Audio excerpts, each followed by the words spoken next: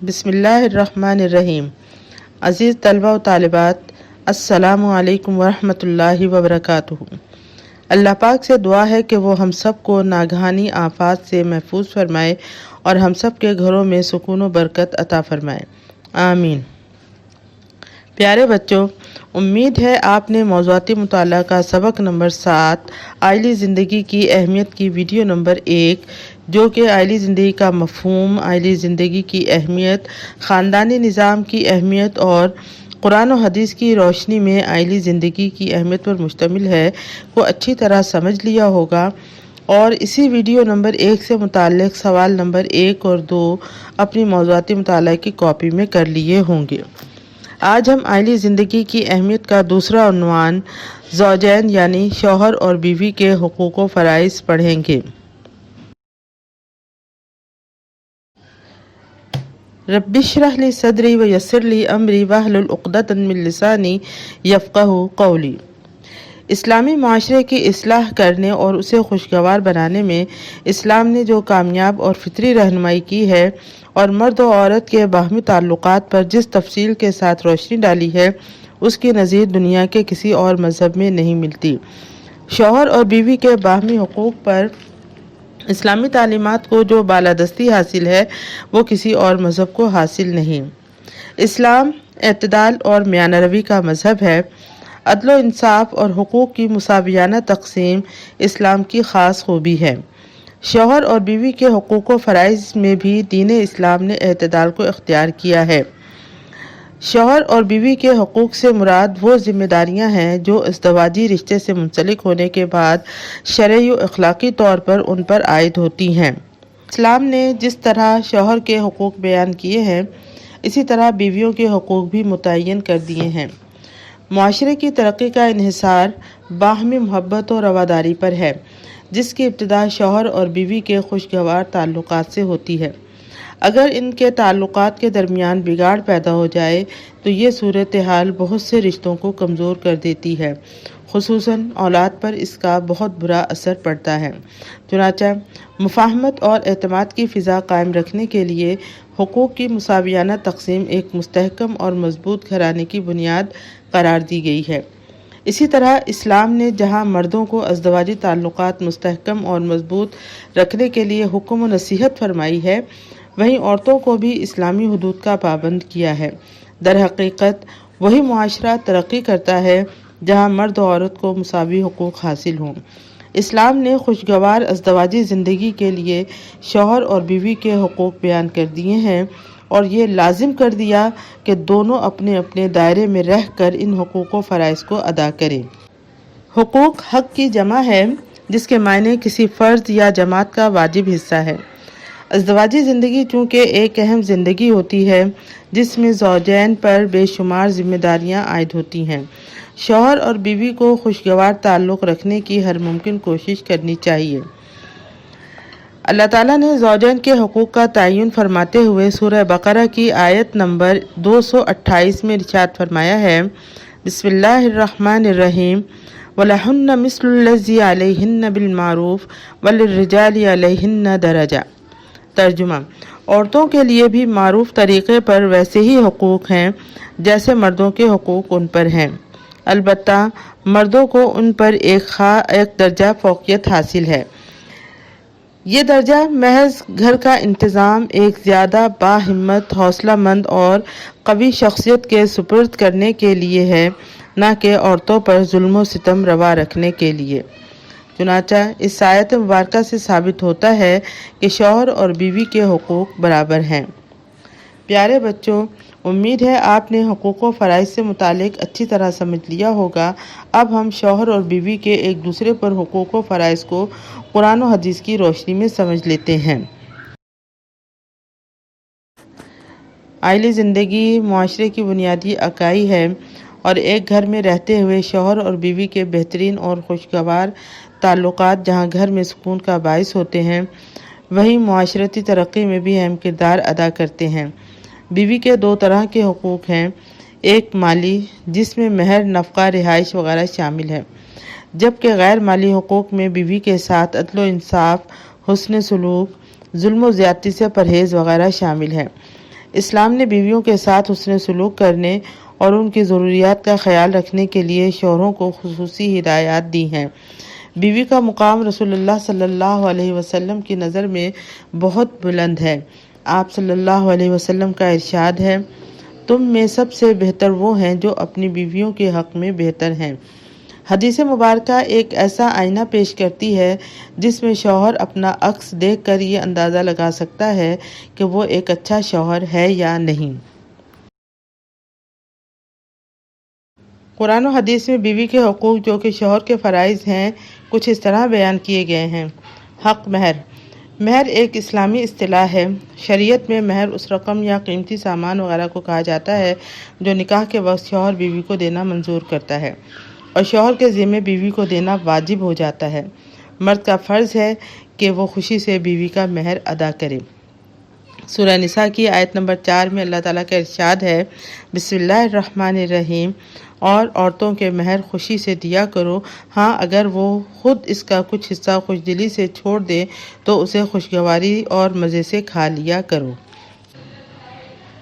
مہر دو طرح کا ہوتا ہے، معجل اور مؤجل۔ معجل فوراً ادا کیا جاتا ہے جو شریعت میں پسندیدہ ہے، جبکہ مؤجل وہ مہر ہے جو بعد میں کسی بھی وقت ادا کیا جا سکتا ہے۔ شریعت نے چونکہ کوئی بھی خرچہ عورت پر نہیں رکھا ہے، شادی سے قبل اس کے تمام اخراجات اس کے والد کے ذمے ہیں اور شادی کے بعد تمام اخراجات شوہر کے ذمے ہیں، لہٰذا مہر کی رقم خالص عورت کی ملکیت ہے، اس کو جہاں چاہے جیسے چاہے استعمال کرے۔ شوہر مشورہ تو دے سکتا ہے مگر اس رقم کو استعمال کرنے کا اختیار صرف بیوی کو ہی ہے۔ نان و نفقہ۔ سورہ بقرہ کی آیت نمبر 233 میں اللہ تعالیٰ کا ارشاد ہے، بسم اللہ الرحمن الرحیم، شوہر پر عورتوں کا کھانا اور کپڑا دستور کے مطابق لازم ہے۔ نان و نفقہ سے مراد وہ خرچہ ہے جو کہ شوہر پر لازم ہے کہ وہ اپنی بیوی کو فراہم کرے۔ اس میں اس کا کھانا پینا، رہائش اور کپڑوں کی ضروریات شامل ہیں۔ دوسرے لفظوں میں ہم کہہ سکتے ہیں کہ بیوی کی مالی ضروریات کا بوجھ شریعت نے مرد پر رکھا ہے اور قرآن و حدیث میں اس کی اس قدر تاکید آئی ہے کہ اہل و عیال کے لیے روزی کمانے کو نیکی اور ثواب کا کام قرار دیا ہے۔ خاندان کی کفالت مرد کی ذمہ داری ہے۔ اسے چاہیے کہ وہ اپنی مالی حیثیت کے مطابق بیوی بچوں کی بنیادی ضروریات، خوراک، لباس اور رہائش کا بندوبست کرے۔ رسول اکرم صلی اللہ علیہ وسلم نے فرمایا، انسانی اعمال کے پلڑے میں جو چیز سب سے پہلے رکھی جائے گی وہ اپنے خاندان پر خرچ کیا ہوا مال ہے۔ رسول اللہ صلی اللہ علیہ وسلم نے خطبہ حجۃ الوداع کے موقع پر جہاں مختلف طبقوں کے ساتھ حسن سلوک پر زور دیا، وہاں عورتوں کی مالی ضروریات سے متعلق مردوں کو مخاطب کر کے ارشاد فرمایا، ان کا حق تم پر یہ ہے کہ ان کو پہنانے اور کھلانے میں نیکی کرو۔ حدیث مبارکہ میں یہ بھی ہے کہ جب آدمی اپنے اہل و عیال پر آخرت میں اجر کی نیت سے خرچ کرتا ہے تو یہ بھی اس کے لیے صدقہ ہوتا ہے۔ اگر شوہر استطاعت رکھنے کے باوجود بیوی کی ضروریات پوری کرنے میں بخل سے کام لے اور اس کے اخراجات پورے نہ کرے تو بیوی اپنے اس حق کے لیے عدالت سے رجوع کر سکتی ہے۔ حسن سلوک۔ اسلام سے پہلے عورتوں کے حقوق بے دردی سے پامال کیے جاتے تھے۔ اسلام نے عورت پر ہونے والے مظالم کا خاتمہ کیا اور مردوں کو تاکید کی کہ وہ عورتوں کے ساتھ حسن سلوک سے پیش آئیں۔ سورہ نساء کی آیت نمبر 19 میں اللہ تعالیٰ کا ارشاد ہے، بسم اللہ الرحمن الرحیم، اور ان بیویوں سے حسن سلوک سے پیش آؤ اور اگر تم انہیں پسند نہ کرتے ہو تو یہ عین ممکن ہے کہ تم کسی چیز کو ناپسند کرتے ہو اور اللہ نے اس میں بہت کچھ بھلائی رکھ دی ہو۔ نبی کریم صلی اللہ علیہ وسلم کا ارشاد ہے، تم میں سے بہتر وہ ہے جو اپنی بیویوں کے لیے بہتر ہوں اور اپنے اہل خانہ کے حق میں بہتر ہوں۔ اس سے معلوم ہوا کہ بیویوں کے ساتھ حسن سلوک اور ان کے ساتھ خوش اسلوبی سے پیش آنا قرآن و سنت کے احکامات میں شامل ہے۔ ظلم و زیادتی سے پرہیز۔ اسلام نے عورت پر ظلم و زیادتی کرنے کی سختی سے ممانعت کی ہے۔ مرد کا فرض ہے کہ اپنی بیوی کے ساتھ شریفانہ اور مشفقانہ برتاؤ کرے۔ اسلام نے شوہر کو بیوی پر ہر قسم کے ظلم و ستم، گالی گلوچ اور تذلیل سے منع کرتے ہوئے اچھے سلوک کا حکم دیا ہے۔ سورہ نساء کی آیت نمبر 128 میں اللہ تعالیٰ کا ارشاد ہے، بسم اللہ الرحمن الرحیم، اور اگر تم احسان کرو اور اللہ سے ڈرتے رہو تو یقین رکھو کہ اللہ تمہارے اعمال سے باخبر ہے۔ اسی طرح رسول اللہ صلی اللہ علیہ وسلم نے بیوی پر ظلم و ستم کی ممانعت کرتے ہوئے ارشاد فرمایا ہے، شوہر جو خود کھائے اسے کھلائے، جیسا خود پہنے ویسا اسے پہنائے، نہ اس کے منہ پر تھپڑ مارے، نہ اسے برا بھلا کہے۔ نبی کریم صلی اللہ علیہ وسلم نے اپنے قول و فعل سے بھی بیویوں کے ساتھ نیک سلوک کی ہدایت فرمائی ہے۔ عدل و مساوات۔ اللہ تعالیٰ نے بعض معاشرتی ضرورتوں کے تحت مرد کو ایک سے زائد عورتوں سے نکاح کرنے کی اجازت دی ہے، مگر اس اجازت کو عدل و انصاف کے ساتھ مشروط کر دیا ہے کہ وہ بیویوں کے درمیان عدل و مساوات رکھے۔ عدل و مساوات کا مطلب ہے انصاف اور برابری کا معاملہ کرنا۔ عدل کی شرط کے ساتھ مرد کو اجازت دی گئی ہے کہ وہ بیک وقت 4 بیویاں اپنے عقد میں رکھ سکتا ہے۔ جب اس نے 4 شادیاں کر لیں تو اب چاروں بیویوں کے درمیان عدل و انصاف کرنا بہت ضروری ہے۔ سورہ نساء کی آیت نمبر 3 میں اللہ تعالیٰ کا ارشاد ہے، بسم اللہ الرحمن الرحیم، پس تم نکاح کرو ان عورتوں سے جو تمہیں پسند آئیں، 2 سے، 3 سے اور 4 سے، ہاں اگر تمہیں یہ خطرہ ہو کہ تم ان بیویوں کے درمیان انصاف نہ کر سکو گے تو پھر ایک ہی بیوی پر اکتفا کرو۔ اگر مرد صاحب استطاعت ہے اور چاروں بیویوں کے ساتھ مساویانہ سلوک کر سکتا ہے، یعنی چاروں بیویوں کے لیے ایک جیسی خوراک، لباس اور رہائش کا بندوبست کر سکتا ہے تو 4 شادیاں کرے۔ اگر مرد کو خوف ہو کہ وہ بیویوں کے درمیان عدل نہ کر سکے گا تو پھر ایک ہی بیوی پر اکتفا کرے۔ یہ اسلام کا حکم ہے۔ نبی کریم صلی اللہ علیہ وسلم کا ارشاد ہے، جس کے پاس 2 بیویاں ہوں اور وہ ان کے حقوق میں برابری نہ رکھے تو قیامت کے دن وہ فالج زدہ اٹھایا جائے گا کہ آدھا جسم بیکار ہوگا، یعنی دور سے ہی پتہ چل جائے گا کہ یہ وہ شخص ہے جس کو اللہ تعالیٰ نے ایک سے زیادہ بیویاں دی اور وہ ان میں انصاف نہ کر سکا۔ اللہ تعالیٰ نے مرد کو 2، 3 یا 4 عورتوں سے نکاح کی اجازت دے کر اسے کوئی اضافی سہولت، عیش و عشرت کا موقع یا اعزاز و انعام عطا نہیں کیا ہے، بلکہ حقیقت یہ ہے کہ جو مرد ایک سے زائد شادیاں کرتا ہے وہ خود کو ذمہ داریوں کے شکنجے میں 2 بیویوں کی صورت میں 2 گنا، 3 بیویوں کی صورت میں 3 گنا اور 4 بیویوں کی صورت میں 4 گنا جکڑ لیتا ہے۔ اگر وہ بیویوں کے درمیان عدل و انصاف اور مساوات کا خیال نہیں رکھتا تو وہ گنہگار ٹھہرتا ہے۔ جو شخص بیویوں کے حقوق ادا کرنے میں غفلت برتتا ہے یا جان بوجھ کر ان کے حقوق غصب کرتا ہے، احادیث میں اللہ تعالیٰ کی طرف سے اس کے لیے شدید پکڑ کی وعید سنائی گئی ہے۔ کام کاج میں اعانت۔ اعانت کا مطلب ہے مدد کرنا۔ یوں تو گھر سنبھالنا عورت کی ذمہ داری ہے، لیکن اگر گھر میں کام کاج زیادہ ہو یا بیوی بیمار ہو تو مرد کا فرض ہے کہ وہ گھر کے کام کاج میں بیوی کی مدد کرے، جیسا کہ ہمارے نبی صلی اللہ علیہ وسلم گھر کے کام کاج میں ازواج مطہرات کی مدد فرمایا کرتے تھے۔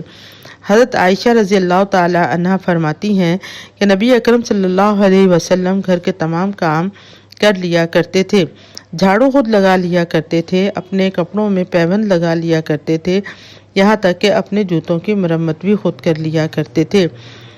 چنانچہ شوہر کو چاہیے کہ اگر استطاعت ہو تو گھر کے کاموں میں مدد کرنے کے لیے کسی خادمہ یا نوکرانی وغیرہ کا انتظام کر دے، یا جہاں تک ممکن ہو خود بھی گھر کے کاموں میں بیوی کا ہاتھ بٹائے۔ بیوی پر نوکرانی کی طرح اتنا بوجھ نہ ڈالے کہ اسے عبادت، بچوں کی پرورش اور تربیت وغیرہ کے لیے یا اپنے ذاتی کاموں کے لیے بھی وقت نہ مل سکے۔ حق وراثت۔ اسلام سے پہلے عورت کو وراثت سے محروم رکھا جاتا تھا۔ وراثت صرف مردوں میں تقسیم ہوتی تھی۔ اسلام ہر وارث کا حصہ مقرر کرتا ہے اور وراثت کی بنیاد قریبی رشتہ داری قرار دیتا ہے۔ قریبی رشتہ داری سے مراد خون کا رشتہ یا نکاح کا رشتہ ہے۔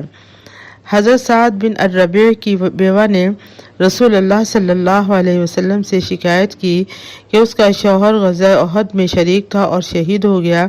اس کے سارے ترکے پر سعد بن ربیع کے بھائیوں نے قبضہ کر لیا ہے۔ بیوی کو تو عورت ہونے کی وجہ سے میراث سے محروم رکھا گیا اور بچوں کو نابالغ ہونے کی وجہ سے کچھ نہ دیا گیا۔ اس موقع پر سورہ نساء کی آیت نمبر 7 نازل ہوئی، جس میں واضح کر دیا گیا کہ عورتوں کو میراث سے محروم نہیں رکھا جا سکتا۔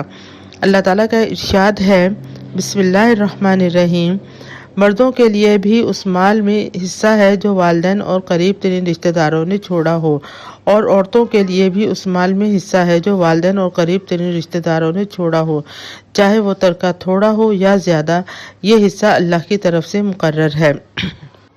یعنی اصولی طور پر مرد اور عورت دونوں وراثت میں اپنا اپنا مقررہ حصہ لینے کے حقدار ہیں اور کوئی شخص انہیں اس حق سے محروم نہیں کر سکتا۔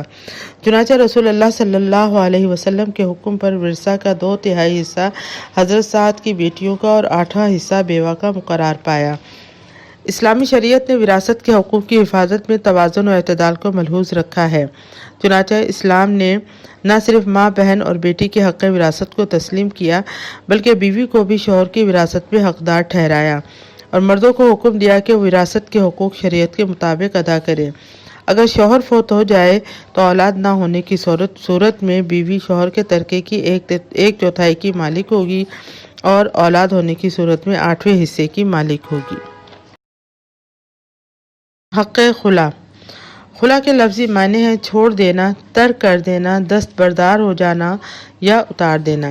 شرعی اصطلاح میں خلا سے مراد ہے کہ عورت اپنے گلے سے نکاح کا بندھن اتار دے، یا وہ طلاق ہے جو عورت شوہر کو مال دے کر یا مہر معاف کر کے حاصل کرے۔ جب اللہ تعالیٰ نے مرد کو طلاق جیسا حق عطا کیا تو حقوق میں توازن رکھنے کے لیے عورت کو خلا کا حق دے دیا۔ صحیح بخاری میں ہے، حضرت عبداللہ بن عباس کہتے ہیں کہ حضرت سعد بن قیس کی بیوی آئیں اور کہا کہ مجھے ثابت کے دین اور اخلاق پر کوئی اعتراض نہیں، لیکن میں دین اسلام میں ناشکری کو پسند نہیں کرتی، یعنی اپنے خاوند کو ناپسند کرتی ہوں اور اس کے حقوق ادا نہیں کر سکتی۔ آپ صلی اللہ علیہ وسلم نے فرمایا، کیا اس کا مہر جو کہ باغ کی صورت میں تھا واپس کرتی ہو؟ کہا ہاں۔ تب آپ نے حضرت ثابت بن قیس سے فرمایا، باغ واپس لے لو اور اس کو چھوڑ دو، یعنی طلاق دے دو۔ کسی عورت کے لیے یہ بھی جائز نہیں کہ وہ بلا وجہ خلا لے لے، اگر وہ ایسا کرے گی تو جنت کی خوشبو تک نہ پائے گی۔ حضرت ثوبان فرماتے ہیں کہ نبی کریم صلی اللہ علیہ وسلم نے فرمایا، ہر وہ عورت جو بلا وجہ خاوند سے طلاق مانگتی ہے اس پر جنت کی خوشبو حرام ہے۔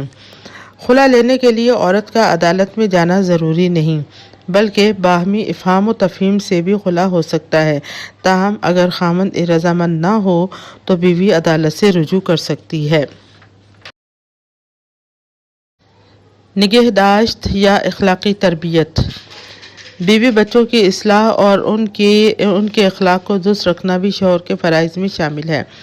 مرد عورت کی عزت و عصمت کا نگہبان ہے، اس لیے اگر اس بارے میں غفلت برتی گئی تو باز پرس ہوگی۔ سورہ تحریم کی آیت نمبر 6 میں اللہ تعالیٰ کا ارشاد ہے، بسم اللہ الرحمن الرحیم، اے ایمان والو، تم اپنے آپ کو اور اپنے گھر والوں کو اس آگ سے بچاؤ جس کا ایندھن انسان ہے اور پتھر، جس پر سخت دل مضبوط فرشتے مقرر ہیں۔ جب یہ آیت نازل ہوئی تو حضرت عمر فاروق رضی اللہ تعالی عنہ نبی کریم صلی اللہ علیہ وسلم کی خدمت میں تشریف لائے اور فرمایا کہ ہم اپنے آپ کو جہنم کی آگ سے بچا سکتے ہیں، مگر گھر والوں کا کیا کریں؟ تو آپ صلی اللہ علیہ وسلم نے فرمایا، تم ان کو برائیوں سے روکتے رہو اور اچھائیوں کا حکم کرتے رہو، انشاءاللہ یہ عمل ان کو جہنم کی آگ سے بچانے والا بنے گا۔ اسلام نے جب مرد کو بیوی کی عزت و عصمت کا محافظ بنایا ہے تو بیوی کی اخلاقی تعلیم و تربیت بھی اس کی ذمہ داری ٹھہری۔ اس سلسلے میں غفلت برتنے والے شخص کے بارے میں رسول اللہ صلی اللہ علیہ وسلم نے ارشاد فرمایا ہے، خبردار، تم میں سے ہر شخص نگراں ہے اور اس کے زیر نگرانی لوگوں کے بارے میں سوال کیا جائے گا۔ پیارے بچوں، یہ تھے بیوی کے حقوق جو کہ شوہر کے فرائض تھے۔ امید ہے آپ نے اچھی طرح سمجھ لیے ہوں گے۔ اب ہم شوہر کے حقوق جو کہ بیوی کے فرائض ہیں پڑھیں گے۔ شوہر کے حقوق، بیوی کے فرائض۔ اسلام نے مرد و عورت کے حقوق و فرائض متعین کر کے دونوں کو آئلی زندگی اور اس کے ذریعے تعمیری فرائض انجام دینے کی ذمہ داریاں سپرد کی ہیں۔ جہاں شوہر پر ذمہ داریاں عائد کی گئی ہیں وہیں بیوی پر بھی کچھ فرائض عائد کیے ہیں تاکہ یہ دونوں اپنی اپنی ذمہ داریاں پوری کر کے تعمیری خدمت انجام دے سکیں۔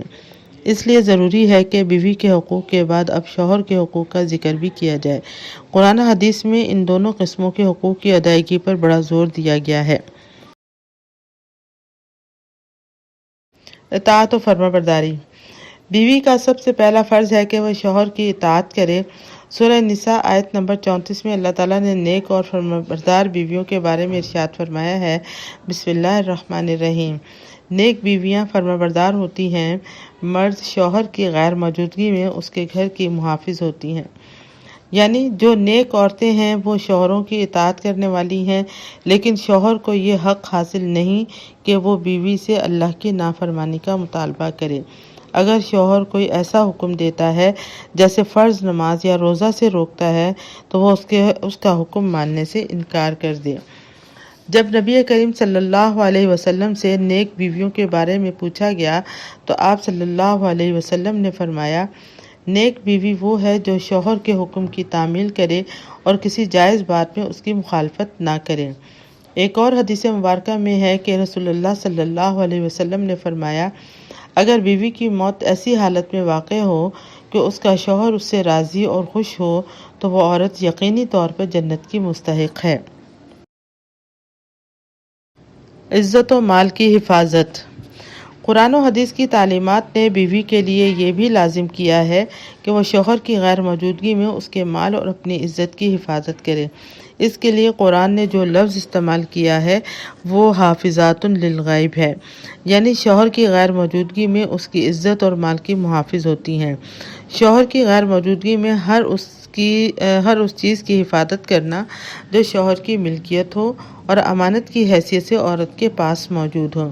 اس کے راز افشا نہ کرے، گھر کی باتیں دوسروں کو نہ بتائے، اس کے اموال و اشیاء کے ساتھ ساتھ اس کی آبرو اور اس کے نسب و نسل کی بھی حفاظت کرے۔ رسول اکرم صلی اللہ علیہ وسلم نے فرمایا، میں تمہیں مرد کا سب سے بہترین خزانہ نہ بتاؤں؟ وہ نیک عورت ہے جب شوہر اس کی طرف دیکھے تو وہ اس کو خوش کر دے، جب شوہر اس کو کوئی حکم دے تو اس کا کہنا مانے، اگر شوہر کہیں باہر سفر میں چلا جاتا ہے تو اس کے مال اور اپنے نفس کی حفاظت کرے۔ قناعت و شکر گزاری۔ بیوی کا فرض ہے کہ شوہر کی آمدنی میں قناعت کے ساتھ گزر بسر کرے، دکھ ہو یا سکھ ہر حال میں شوہر کی وفادار رہے۔ حضرت اسماء بنت ابوبکر رضی اللہ تعالیٰ عنہ فرماتی ہیں کہ میں اپنی چند سہیلیوں کے ساتھ بیٹھی تھی کہ رسول اللہ صلی اللہ علیہ وسلم ہمارے پاس سے گزرے اور فرمانے لگے، تم اچھا سلوک کرنے والے شوہروں کی ناشکری سے بچو۔ پھر فرمایا، تم عورتوں میں سے کسی کا یہ حال ہوتا ہے کہ اپنے ماں باپ کے گھر لمبے عرصے تک بیٹھی رہتی ہے، پھر اللہ تعالیٰ اسے شوہر دیتا ہے اور اس سے اولاد ہوتی ہے، پھر کبھی غصے میں آ کر کہتی ہے کہ مجھ کو تم سے آرام نہ ملا، تو نے میرے ساتھ کوئی احسان نہ کیا۔ اس طرح رسول اللہ صلی اللہ علیہ وسلم نے عورتوں کو ناشکری سے روکا اور انہیں سرزنش فرمائی۔ ایک مرتبہ رسول اللہ صلی اللہ علیہ وسلم نے عورتوں سے بطور تنبیہ فرمایا، اے عورتوں کی جماعت صدقہ کرو، کیونکہ میں نے تمہیں دوزخ میں مردوں کی نسبت زیادہ تعداد میں دیکھا ہے۔ وجہ پوچھنے پر آپ صلی اللہ علیہ وسلم نے فرمایا، تم لعنت زیادہ کرتی ہو اور شوہر کی ناشکری کرتی ہو۔ خوشنودی شوہر۔ عورت کا فرض ہے کہ وہ اپنے شوہر کو ہر طرح سے راضی و خوش رکھے۔ ارشاد نبوی صلی اللہ علیہ وسلم ہے، 3 لوگوں کی نہ نماز قبول ہوتی ہے نہ قربانی، ان میں سے ایک وہ عورت ہے جس کا شوہر اس سے خوش نہ ہو۔ عورت کا بھی فرض ہے کہ وہ اپنے شوہر کے سکون و راحت کا خیال رکھے۔ آپ صلی اللہ علیہ وسلم کا ارشاد ہے، بہترین و مثالی بیوی وہ ہے جس پر اس کے شوہر کی نظر پڑے تو اس کو خوشی حاصل ہو۔ طلاق کا حق۔ اگر شوہر اور بیوی کے درمیان نباہ نہ ہو سکے تو علیحدگی کی خاطر اسلام نے شوہر کو طلاق کا حق دیا ہے، لیکن شریعت میں ازدواجی تعلق کو توڑنے کی سخت مذمت و برائی بیان کی گئی ہے، جیسا کہ حدیث مبارکہ میں ہے کہ شیطان کی پوری کوشش ہوتی ہے کہ میاں بیوی میں لڑائی جھگڑا ہو اور پھر جدائی ہو۔ اس سے شیطان بہت خوش ہوتا ہے۔ لہٰذا مرد و عورت کو چاہیے کہ کسی بھی صورت میں طلاق کی نوبت نہ آئے۔ نبی کریم صلی اللہ علیہ وسلم نے فرمایا، جو عورت اپنے شوہر سے بلا وجہ طلاق مانگے اس پر جنت کی خوشبو حرام ہے۔ اسلام نے مرد کو تلقین کی ہے کہ وہ صبر و تحمل اور عفو و درگزر سے کام لے اور عورت کو طلاق دینے سے حتی الوسع پرہیز کرے، کیونکہ اللہ تعالیٰ اور رسول صلی اللہ علیہ وسلم کے نزدیک یہ عمل انتہائی ناپسندیدہ ہے۔ عدت کا حق۔ عورت پر فرض ہے کہ وہ اپنے شوہر کے مرنے کے بعد 4 ماہ 10 دن اپنے شوہر کے گھر میں گزارے۔ اس دوران زیب و زینت سے پرہیز کرے، خوشبو نہ لگائے، عمدہ لباس نہ پہنے اور بناؤ سنگھار سے پرہیز کرے۔ مختصر یہ کہ اللہ تعالیٰ نے زندگی کو خوبصورت بنانے کے لیے میاں بیوی کے حقوق و فرائض مقرر فرمائے تاکہ زندگی امن و سکون سے گزر سکے۔ ان حقوق و فرائض کی ادائیگی میں ہی ایک خوشحال خاندان کا راز پوشیدہ ہے۔ اللہ تعالیٰ ہم سب کو ایک دوسرے کے حقوق ادا کرنے کی توفیق عطا فرمائے اور ازدواجی زندگی کو پرسکون اور کامیاب بنائے۔ آمین۔ السلام علیکم ورحمۃ اللہ وبرکاتہ۔